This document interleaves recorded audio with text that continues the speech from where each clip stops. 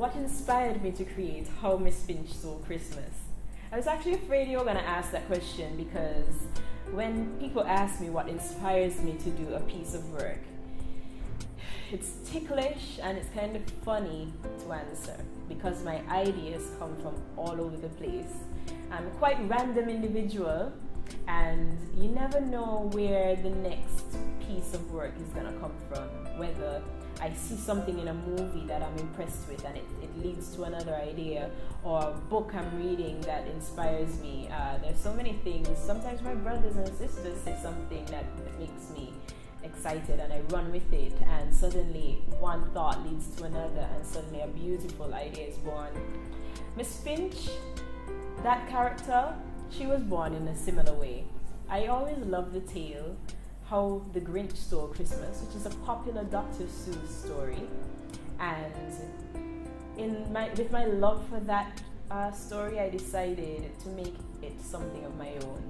I love the fact that something so ironic was there in the tale, that there's the most festive time of year, Christmas, everybody is all happy and hustling and bustling, and we have this slow, sluggish character coming through and kind of spoiling things.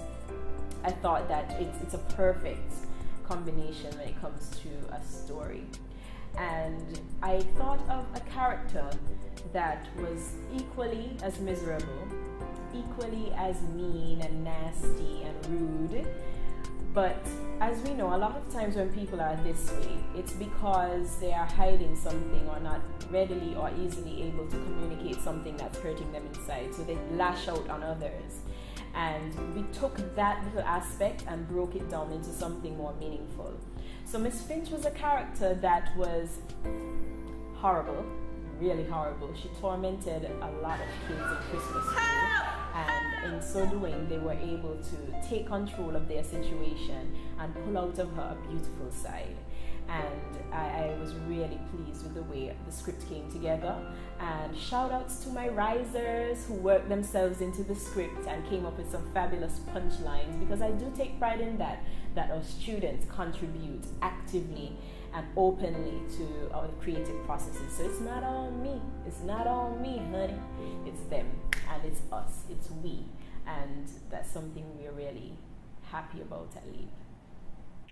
Mr. Santana, my character, I was not a fan of him at first, and most people doubted me because they say I am far from happy.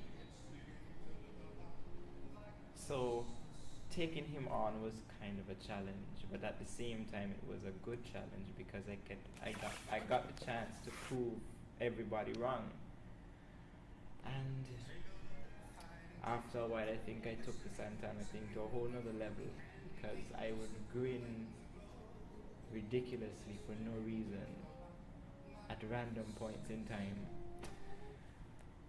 I love Santana, you know. I wish I could play him again.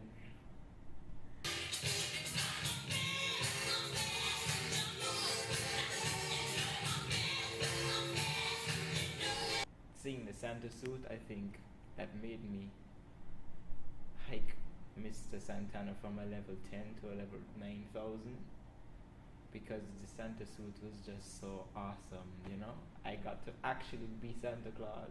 How many people get to say in life they were Santa Claus? And the Santa suit, it was like it was made for me, because it was just so perfect. And putting on the Santa suit, I was no longer Kevon, I was Santa Claus. You know, working with the other actors, I wouldn't even call it working with them. It's just more like interacting with them, because it's so natural. You don't have to really think about what you have to do or say with them. You just do it. And everybody is so friendly and they love what they do, and in that you don't really have to worry about what if I mess up, I will ruin somebody else's line, because everybody is just so fluid and so familiar with each other that they know how to recover for everybody else. And That's why I said it's not really working with people, it's just interacting with people.